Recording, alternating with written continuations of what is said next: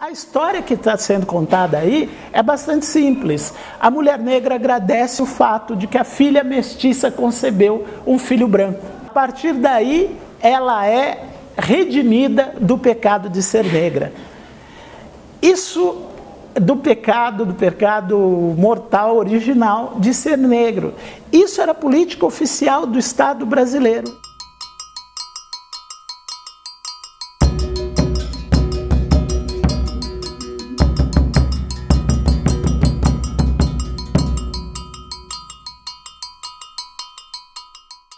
O grande Lima Barreto, ele fala desse constrangimento que o prédio de educação, o instituto, ou enfim, o museu, a biblioteca, causa quando ela é instalada num palácio, num palacete, né? Que repele a aproximação de qualquer sujeito que não tiver bem trajado. E vocês imaginem o que era isso no começo do século XX, não é? Para um sujeito que, como o Lima Barreto, né, era um proletário, né, era o que ele mesmo chamava um bandido pobre. A história da arte plástica, como ela acontece no Brasil, aponta para um lugar onde ela pode, muito facilmente, virar um inimigo do povo. É um conhecimento, talvez muito específico, é um conhecimento que, de alguma forma, que avaliza o poder de quem o detém. A Redenção de Cannes é uma pintura que foi realizada em 1895. Essa pintura é de um artista chamado Modesto y Brocos, é um artista espanhol. É uma das coisas mais bacanas a qual a gente pode ter acesso, no sentido de comprovar o quanto a arte está comprometida, o quanto o artista pode estar comprometido com ideologias e com políticas perniciosas e que muitas vezes passa despercebido, porque simplesmente a gente não tem os recursos necessários para se aproximar dessas obras com mais pertinência, né? Essa obra, Redenção de Cannes, ela hoje está no Museu Nacional de Belas Artes. Ela tem um tamanho grande, ela é uma obra, as personagens ali representadas têm o tamanho natural. Modesto y Brocos representou nessa pintura uma anciã negra, uma velha, que olha para os céus com as mãos abertas, agradecendo o milagre que ela alcançou. E o milagre, a graça alcançada, é a seguinte: a filha dessa anciã, está sentada aos pés da velha. E ela é uma mulher mestiça que tem no seu colo uma criança branca. Então, a história que está sendo contada aí, os brasileiros serão agraciados com o fim, com a extinção do elemento negro a partir da mestiçagem, não é? Tem uma quarta personagem que está sentada à direita desse grupo, não é? Que é o pai da criança branca, né? Da criança branca que está no colo da mãe mestiça.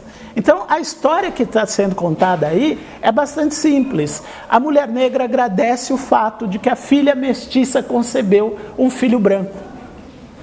E, a partir daí, ela é redimida do pecado de ser negra. Isso do pecado mortal original de ser negro. Isso era a política oficial do Estado brasileiro. Essa tela foi posteriormente levada para a Inglaterra para justamente ilustrar como o governo brasileiro estava lidando com essa questão do negro, como nós caminharíamos na direção da civilização de maneira célere, eliminando o elemento negro sem violência pela via da miscigenação. É uma obra magnificamente realizada E ela traz essa narrativa que nós entendemos como terrível, mas que foi política do Estado durante muitos anos. Essa pintura foi realizada no fim do século XIX, o que prova que o processo de emancipação do negro não se concluiu, como todo mundo sabe, mas ficou longe de ser concluído no ato da assinatura da Lei Áurea em 1888. Vigia, muito tempo depois disso, uma propaganda oficial contra o elemento negro e que apontava como solução a sua eliminação, que nós atingiríamos a civilização a partir da extinção desse grupo. Derrubador brasileiro do Almeida Júnior, né? O Almeida Júnior é um artista que é conhecido pelos caipiras, não é? que ele magnificamente representou. E o Derrubador brasileiro é uma pintura com uma carga erótica tremenda, um trabalhador forte, musculoso, sem camisa. A mão direita dele tem um machado, está virado de cabeça para baixo. Ele tem um cigarro de palha na mão esquerda. Ele está sentado, né? Ele está descansando depois de realizar um trabalho que exigiu muito esforço físico. Atrás do derrubador, você tem uma floresta semi-destruída. Então fica a sugestão de que esse derrubador estava limpando a mata para que ela recebesse uma plantação. O Cândido Portinari, ele vai realizar uma pintura chamada O Plantador de Café. Ela corresponde a uma representação do que a gente chama de arcaico mítico. Ele não quis representar um negro, ele quis representar o negro. E representando o negro icônico, né, o negro universal, na concepção dele, o negro brasileiro universal, esse negro brasileiro universal é um sujeito forte, ele tem as mãos enormes, os pés enormes estão plantados no chão, as mãos poderosas estão, uma delas segura uma enxada, não é?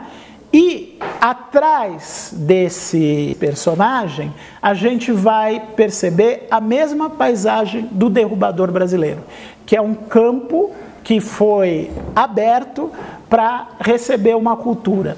Essa cultura é a cultura do café. E os historiadores aqui presentes podem confirmar que o café foi a cultura, através do dinheiro, do cultivo do café, o Brasil consolidou as suas fronteiras. É com dinheiro do cultivo e da exportação do café, principalmente para os Estados Unidos, o Segundo Império conseguiu os meios financeiros necessários para patrocinar a Guerra do Paraguai. Então, é com o trabalho do escravo brasileiro que as fronteiras do país são consolidadas. Tem um professor da USP, um professor do Departamento de História, Rafael de Bivar Marchesi, que eu tive o privilégio de conhecer no Museu Afro-Brasil, que conta essa história em detalhes. E o professor Rafael de Bivar Marchesi vai trazer números para a gente, números incontestáveis, vai trazer gráficos, vai fazer uma pesquisa realmente importante, onde ele demonstra que o escravo brasileiro é o que mais produziu e o que menos viveu. E mais, e isso é tremendo, que a catástrofe humana que a escravidão provocou é mais ou menos conhecida entre nós. É mais ou menos conhecida entre nós. Agora, recentemente, a gente teve a nossa atenção voltada para o cemitério dos Pretos Novos, do Rio de Janeiro, não é? Onde a gente tem os índices desse holocausto. A gente tem o índice inicial do holocausto, que avassalou esse contingente de homens e mulheres que foram sequestrados e trazidos para o Brasil. Você tem vários momentos onde a ideia do nacional surge e a tentativa de construir uma mitologia que unifique todo o Brasil. Então o Brasil é um negócio multiforme, né? É um negócio polifônico que um grupo vai tentar transformar numa unidade. O símbolo que os caras inventam é esse negro arcaico mítico. Esse negro que eu mostrei não é uma imagem que um próprio negro cria. É uma imagem que um grupo projeta. Isso é muito importante. A gente está falando de protagonismo. Em algum momento, e a gente está vivendo esse momento importante, os artistas negros estão fazendo a representação do nosso povo a partir de uma experiência que é só deles, né? E aí a gente podia citar uma infinidade deles, Sidney Amaral, a Rosana Paulino, a Janaína Barros. Tudo isso eu estou dizendo, né, para que a gente pense, né, na importância de ter entre esses curadores, esses estudiosos, esses historiadores da arte, homens e mulheres negras, que possam perceber as sutilezas dessa produção. Porque o jovenzinho que faz o selfie ao lado da Redenção de Cannes, naturalmente ele está achando a obra linda. E achar bonito não é entender, né? A percepção que a gente tem de uma obra de arte, ela se dá de maneira muito complexa. Eu lembro de uma conversa que nós tivemos com professoras do ensino fundamental da rede pública, no Museu Afro-Brasil, acho que foi no ano de 2011, 12, para conversar com elas sobre as experiências que elas estavam desenvolvendo sobre a cultura afro-brasileira nas suas escolas. E teve depoimentos belíssimos, e as professoras comovidas com o fato de que elas não estavam sozinhas, sabe? E teve uma fala final que foi absolutamente linda, que falava assim: nós não estamos sozinhas e nós estamos vencendo. Não estamos sós e estamos vencendo.